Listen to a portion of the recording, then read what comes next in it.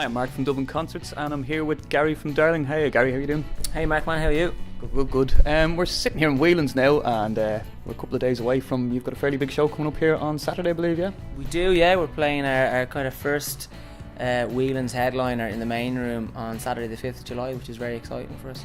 It must be a great feeling. Whelan's is such an iconic venue. How does it feel to be playing it and headlining it too? It's brilliant, yeah. We've been looking forward to it now for a few weeks. We had to postpone it and reschedule it because I got my appendix removed there a few weeks back, and that was a real blow. But we were delighted to be able to get it rescheduled and to put it back on again. And we're buzzing for it, like we really are. Was it difficult to get it rescheduled after the unfortunate incident? Ideally you want to just put it back a week or 2 weeks, but just everything in line, and you're doing a bit of promo around it and stuff. So kind of the wheels were in motion, so we kind of had to move it back nearly 5 weeks. But we're like I said, we're really looking forward to it. Sort of timed out well though now, because you've a single that you've released, believe it, a minute past 8 this evening, 2001. Yeah, we're going to drop it on at a minute past 8. Yeah, so I've already done the Facebook post because you can pre-schedule them, so that's fine. So we can go for as long as we want here. It doesn't matter. Yeah. But yeah, we're putting that up as a free download for a day only. Just kind of to celebrate the fact that we've got this gig coming up, and just to put some new music out there. We've a lot of kind of recorded material, and we just love putting it out. So that's gonna go out tonight, and it'll be available for 24 hours as a free download, and then we'll put it up on SoundCloud and stuff to stream then going forward. It's a clever idea. Do you find now in these days where you've got so much stuff available, so much stuff online, that you have to come up with like little ideas like that, where it's a simple little idea but it's also clever, and it also gets people notice it as well, you know? Yeah, I suppose there is a kind of a pressure to, it's not just kind of enough to write and record music anymore. You also have to kind of be aware of how to kind of market your stuff, and that's great. We have a manager and we have a publicist and our record label on board and stuff, and it's great to have those kind of people around the table that you can kind of hash this stuff out with, and you can kind of come up with an idea like this, and you have a team of people around you that are able to kind of implement it, because I think that can be sometimes the hard bit. You come up with an idea, but then you're like, I have no fucking idea now how to make this work. Like, so we are fortunate to have those kind of people around us that can say, yeah, that's a really good idea, this is what we need to do, and in 2 weeks we'll do this, in 3 weeks we'll do that, in 4 weeks we'll do the other. So yeah, it is important to come up with ideas like that, and it's important to kind of pull them off well, I think.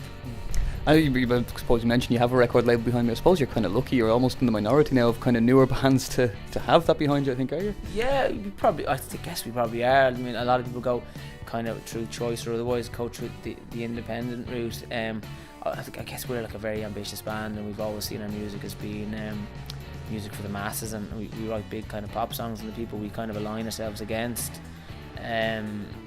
aren't bands that sell 500 copies of their debut album. They're big bands over the last kind of couple of decades. So we are very fortunate, to have the kind of people around us that we do. And I think we're from our end, we kind of deliver good music and good pop songs to them as well. So it's kind of a two-way street, I think. I think I read a quote from yourselves there recently where you want to be on Muso's iPods, but also kind of high up in the chart or something along those lines as well. Do you feel that's what you're hoping to achieve? Or? Yeah, I think actually it was my other half of the band, James, that said that quote, which is very unusual for him. He's a very quiet man, but that was his one and only quote so far, so fingers crossed. But yeah, no, he did say that, and we want to have enough going on in our songs and our music that people who have an interest in music would like us. I mean, I'm never a fan of bands that people who don't like music, like, you know, those kind of bands that just seem to be like anti-music, but we wanted to be a band that kind of someone could listen to, a 15-year-old in the room could listen to and really get into on a pair of headphones, and also some 25-year-old who understands how music works and who plays an instrument or maybe writes or plays themselves would be able to get an appreciation out of it. That's kind of what the goal we said. The spectrum was quite wide, but that was the goal we set ourselves when we started writing songs. Yeah, no, it certainly seems apparent to me now when I listen to you. There is a very kind of poppy element to it, but again, as you say, there's a lot going on there as well that you can kind of think, oh, what's happening there? What are they listening to? Yeah, that's brilliant to hear. Yeah, that was kind of, I mean, James takes care of the kind of strings and stuff on the recordings that we do in terms of guitars and basses and stuff, and he's a fantastic musician. So he's able to bring that kind of stuff to the table that will make kind of people sit up and go, geez, that's a nice guitar part there, or something that kind of comes out of nowhere. So yeah, that's definitely was our goal going into it. So that's great to hear. And do you find now that you're a duo, I know you had a previous band, the Kinetics, like, do you find it's easier because you're pared down and you're stripped back and there's only the two of you? Do you find it easier to kind of come up with these things and bounce ideas off and hash them out? Yeah, we definitely do. It's I mean, there's something magical about being in a rehearsal room with 4 guys and hacking something out as well. But so far, yeah, that kind of reduced kind of not that kind of not songwriting by democracy kind of thing has worked quite well for us, and the two of us just kind of sat down knee to knee and just were able to write and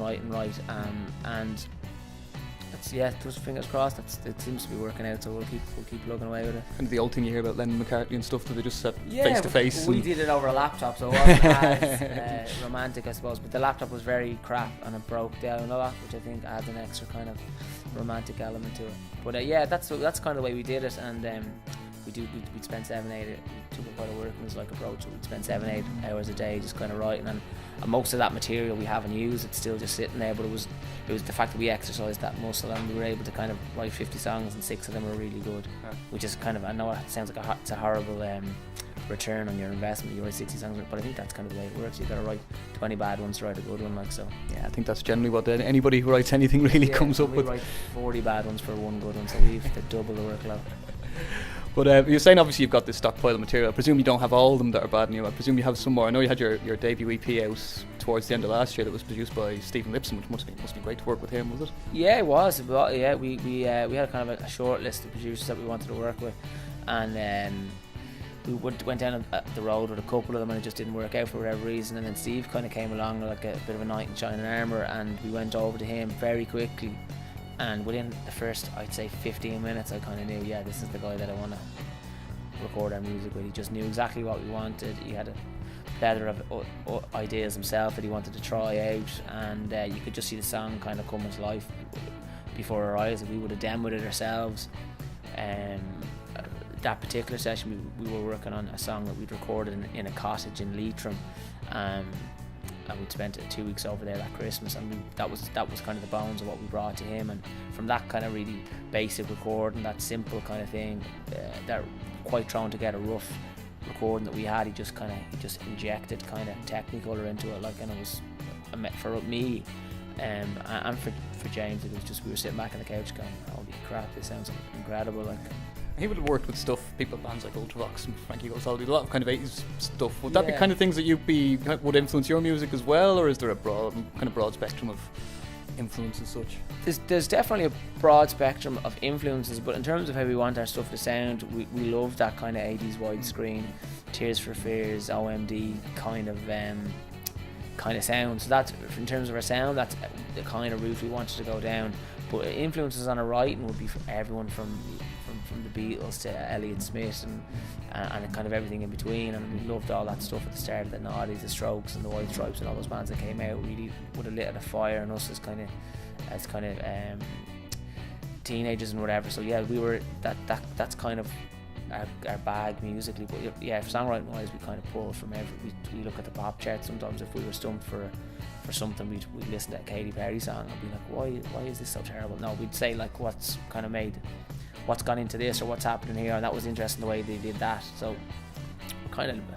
we're not really musical snobs at all. I mean, I would have been when I was 14 if you were listening to anything but like 3 bands, then you were a scumbag in my eyes. But like, not really not anymore. Like, you say actually there, it's funny where you mentioned there the kind of Strokes and all them sort of bands that came around the early noughties, and there seems to be that was a kind of a start of a scene or something, such Libertines and things like that. And then if you go back maybe 10 years, there was the kind of Britpop stuff. And do you think there's something missing now that there doesn't seem to be that anymore, or is it just that everything's become so fragmented with the way things are going? That's a really good question, man. I don't know. There hasn't been that, as far as I can tell. There hasn't really been that. We have that kind of the eclectic thing that happened, like the Fleet Foxes and those kind of bands that came through, but Bon Iver and bands like that. But yeah, like I would see, I'm the same. I would thought Britpop happened. I was like climbing trees and stuff, and that was all. So I wasn't really interested in that. But when the Strokes and those bands came out, that was the Vines. They were all really would have lit a fire in me. And there is. I definitely think there hasn't been that kind of explosion of a particular. Even though those bands were quite different, that doesn't seem to have happened since then. And maybe it is because of the way music is consumed now. Maybe that's not possible anymore, that there's always just going to be, every year there's just going to be 5 or 6 great albums and 5 or 6 great bands, but there's never going to be a kind of a collective movement like there would have been maybe. Anyway, Gary, we'll leave it there. Anyway, thanks very much for talking to us. Best luck with the gig, best luck with the single, and best luck with all the future releases and everything. And hope it all goes really well for you. No problem. Thank you. Cheers. Cheers.